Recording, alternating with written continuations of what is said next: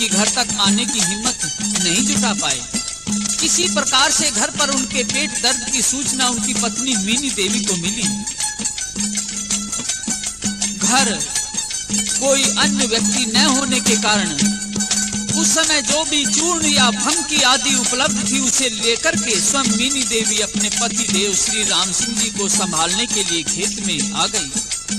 लेकिन खेत में पहुंचते ही मीनी देवी को पेट दर्द आरंभ हो गए और वहीं खेत में एक बालक को जन्म दिया। बालक के जन्म लेने के साथ ही राम सिंह जी का पेट दर्द तत्काल गायब हो गया। खेत की मेंढ पर खड़े मूंज के पहने पत्ते से नवजात शिशु का नाल काटा गया। यह शुभ दिन था कार्तिक सुधी अष्टमी विक्रम संवत 1973 अर्थात सन 1916 का और यह नवजात बालक था परम संत बाबा श्री खेतानाथ। भक्तजनों, इस प्रकार से बालक खेता शुक्ल पक्ष के चंद्रमा की भांति धीरे धीरे बढ़ता गया। बताया जाता है कि जब बालक खेताराम 3 वर्ष के थे तो माँ के सो जाने के बाद में चारपाई से उतरकर जमीन में सो जाते थे। वस्तुतः जीवन भर वे चारपाई पर नहीं सोए बल्कि जमीन, पत्थर, फर्श, तख्त आदि पर ही सोए। बालकपन से ही खेता नियम, संयम, व्यायाम, कुश्ती से शरीर को पुष्ट किया करते थे। वे 4 भाई थे तथा उनकी 2 बहन थी। तो बालक खेता के बाल्यकाल का वर्णन इस भजन में पेश है किस तरह से।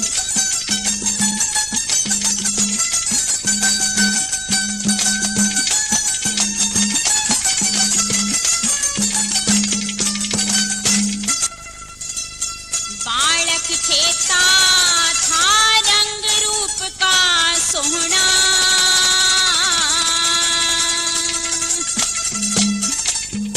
बालक खेता था रंग रूप का सोहना, जन गुड्डा कोई खिलौना सारे पुड़बे का प्यारा था। माँ पापा की तय बस आँखों का तारा था। बालक खेता था रंग रूप का